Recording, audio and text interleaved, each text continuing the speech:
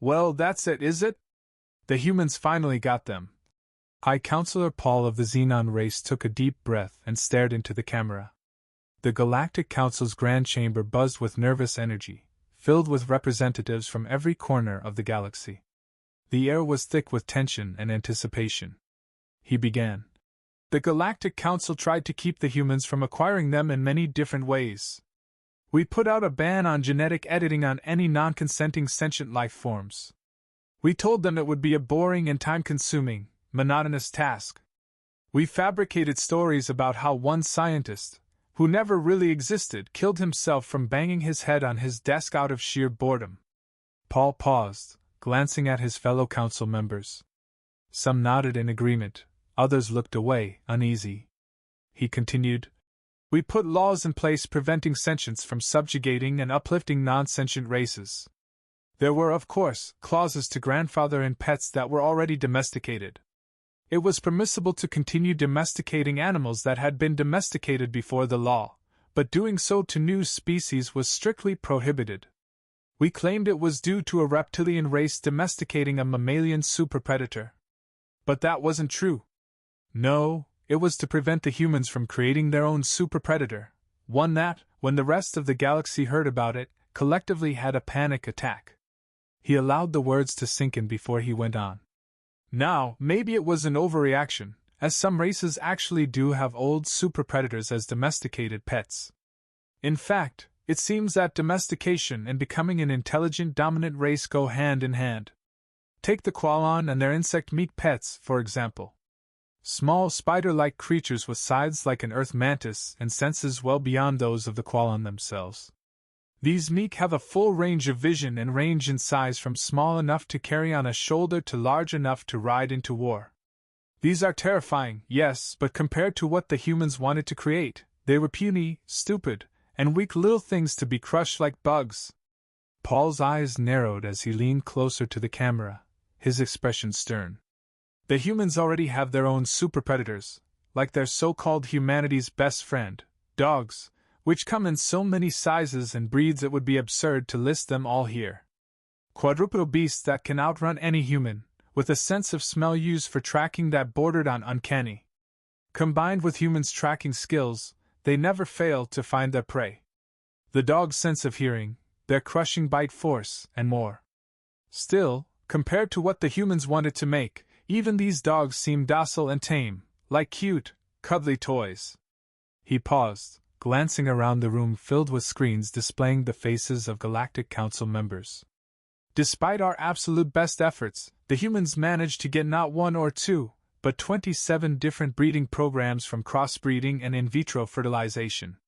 Methods which, as defined by galactic law, are not technically genetic engineering. Now, humans have their long sought-after long-extinct pet. Yes, extinct. The Galactic Council absolutely buried the records, and I mean buried them. We visited Earth before, toward the middle of their medieval era.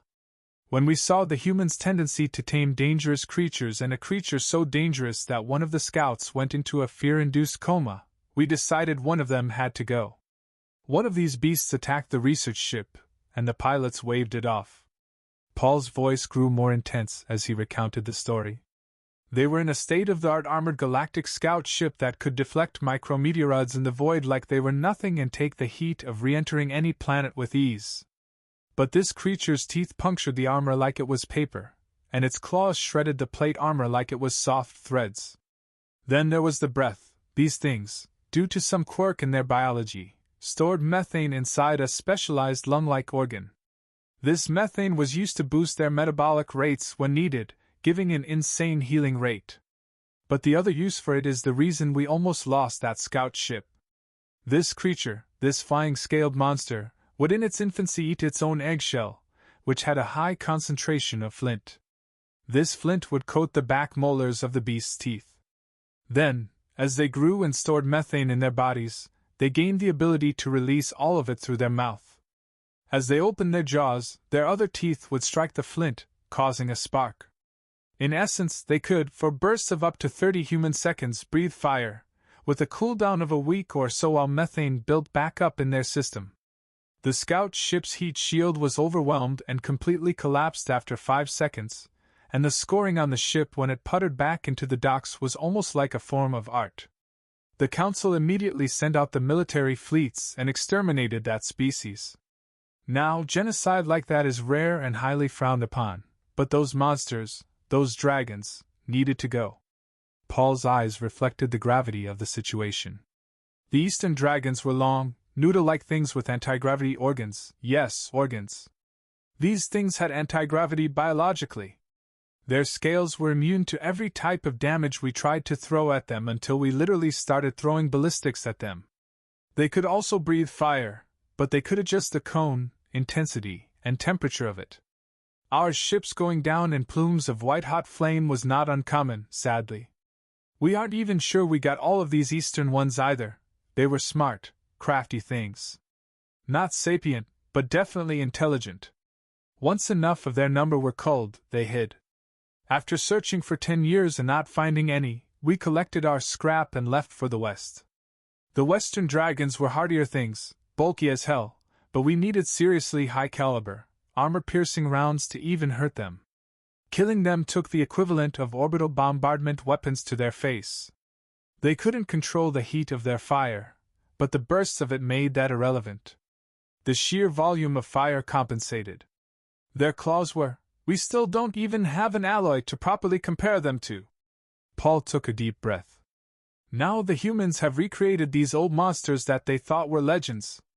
As a side note, the humans are the most terrifying predators the galaxy has ever seen. They would go out with nothing but metal armor and swords, sharp metal sticks, and fight these things, often successfully slaying them. We really tried to stop the humans from getting dragons again. But it won't be 10 Earth years before we see these beasts on human battlefields or following loyally behind a human through a space station, or if they are the Eastern variety, hanging around a human's neck like a scarf. Even worse, the dragons the humans have bred can actually speak and are by all measures sapient. They choose to be human pets and followers. Choose it. This also means they can consent to genetic augmentation and tampering too. At least the old dragons were somewhat intelligent, but none of them could actually speak. Global super-predators, sure, but still animals. Honestly speaking, the humans should thank us a little bit. Old dragons loved to eat humans, especially for some odd reason. They would attack towns, villages, and even a few cities fell under their wrath. A lot of humans tried to tame them for a long time, but nobody ever did anything but become a meal for the old dragons. After a while, the humans gave up and just started hunting the beasts back. But now the dragons they have are not only intelligent but sentient.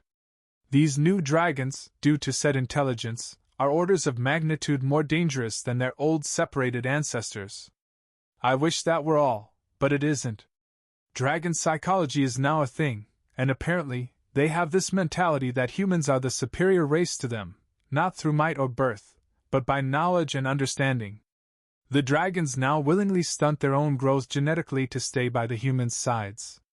The Western dragons are no bigger than a Great Dane, a large breed of dog, intentionally so as to not be in their master's way.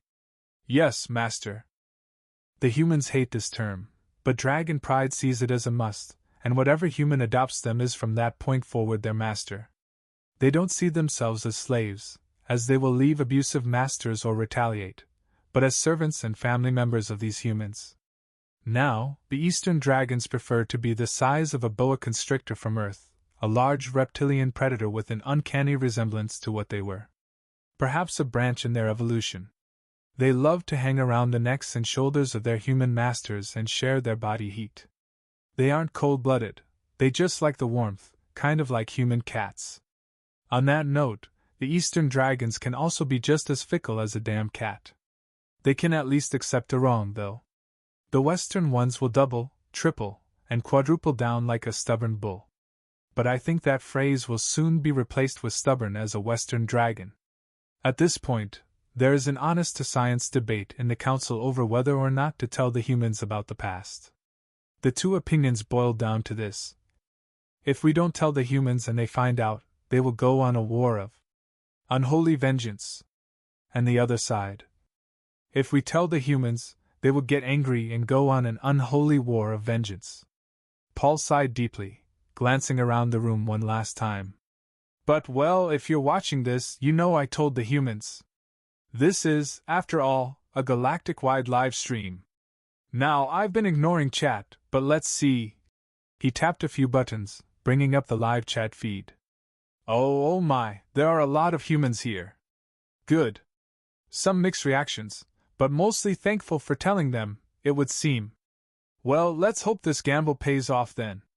The room erupted into chaos as representatives began shouting over each other, their faces contorted with fear, anger, and disbelief.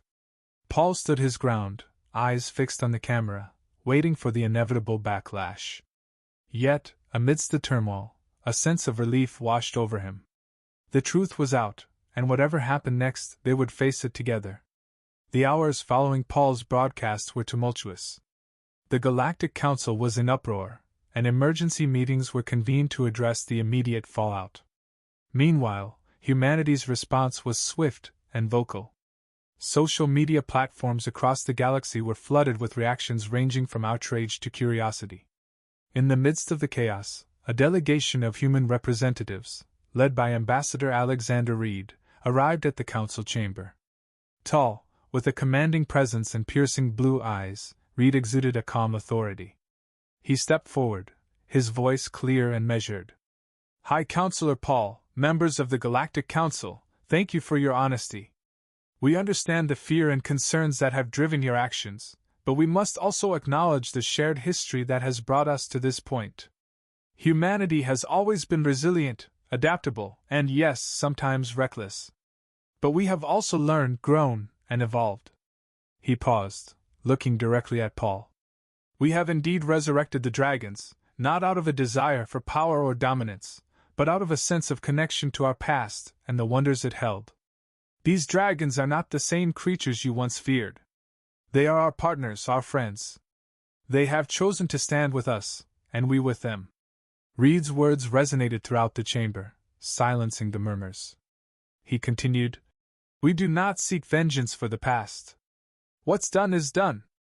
We seek understanding and cooperation. Let us move forward together, learning from each other and building a future where all species can thrive. Paul nodded slowly, his expression thoughtful. Ambassador Reid, your words are wise. Perhaps it is time to let go of old fears and embrace a new era of collaboration. The galaxy has changed, and so must we. Over the following months, the Galactic Council and human representatives worked tirelessly to draft new agreements and protocols. Trust was not rebuilt overnight, but the process had begun. Joint scientific endeavors, cultural exchanges, and mutual defense pacts were established, fostering a sense of unity and shared purpose. The dragons, now recognized as sentient beings, became a symbol of this new alliance. Their presence in human settlements and on space stations was initially met with apprehension, but their intelligence, loyalty, and unique abilities quickly won over even the most skeptical. High Counselor Paul and Ambassador Reid became prominent figures in this new era, their names synonymous with the peace and progress that followed. They continued to work closely, navigating the complexities of galactic politics and ensuring that the mistakes of the past were not repeated.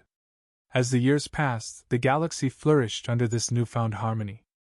The story of how humanity resurrected the dragons and the challenges that followed became a part of galactic history, a testament to the power of truth, resilience, and cooperation.